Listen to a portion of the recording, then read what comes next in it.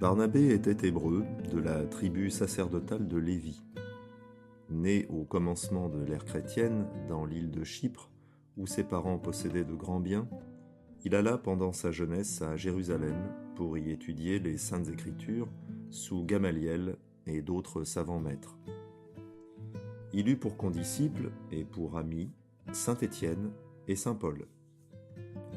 Sa vie austère, sa sincère piété, le disposèrent à recevoir les lumières de l'Évangile. Il crut au Messie, se mit à sa suite et fut admis au nombre des 72 disciples. À la mort de son père, il vendit ses biens, en distribua presque tout le prix aux pauvres et remit le reste aux apôtres. Après la descente du Saint-Esprit, les apôtres changèrent son nom de Joseph en celui de Barnabé, qui signifie « fils de consolation » ou « fils de prophète », et lui confièrent l'église d'Antioche. Ses succès furent tels qu'il eut bientôt besoin d'une coopération. Il alla chercher son ami saint Paul, qui, plein d'un zèle ardent, le suivit et partagea ses travaux apostoliques. Cependant, le Saint-Esprit fit connaître à quelle vocation il destinait Paul et Barnabé. Ils reçurent l'imposition des mains et partirent avec le titre d'apôtres des gentils. Ils évangélisèrent Séleucie, l'île de Chypre, patrie de Barnabé, et beaucoup d'autres villes et contrées. Ensuite, ils revinrent à Antioche, et là, ils se séparèrent. Barnabé retourna dans l'île de Chypre pour en achever la conversion, passa en Italie et fonda l'église de Milan, dont il fut le premier évêque. On dit qu'il resta 7 années dans le nord de l'Italie. On voit encore à Brescia un autel sur lequel, d'après la tradition, il a offert le saint sacrifice de la messe. Ayant ordonné saint Anathalon, évêque de Milan, en sa place, il repassa dans l'île de Chypre et la parcourut plusieurs fois. Un jour qu'à Salamine, dans la synagogue des Juifs, il leur démontrait par l'Ancien Testament que Jésus possédait ostensiblement tous les caractères du Messie, ils se jetèrent furieux sur lui, le traînèrent hors de la ville et le lapidèrent comme un blasphémateur vers l'an 61.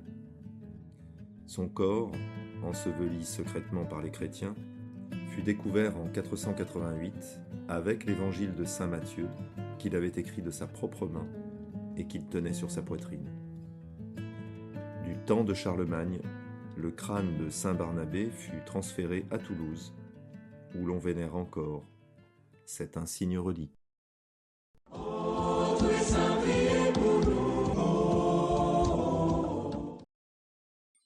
Ô glorieux saint Barnabé, apôtre dévoué du Christ, toi qui as œuvré pour la propagation de la foi et la consolation des âmes, intercède pour nous auprès du Seigneur, afin que nous puissions être fortifiés dans notre foi, éclairés dans nos doutes et réconfortés dans nos afflictions.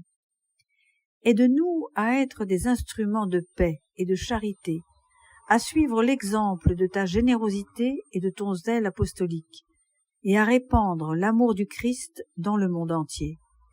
Nous te prions, saint Barnabé, pour que tu nous assistes dans nos besoins et intentions, et que par ta puissante intercession, nous soyons conduits à la vie éternelle.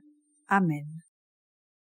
Notre Père qui es aux cieux, que ton nom soit sanctifié, que ton règne vienne, que ta volonté soit faite sur la terre comme au ciel.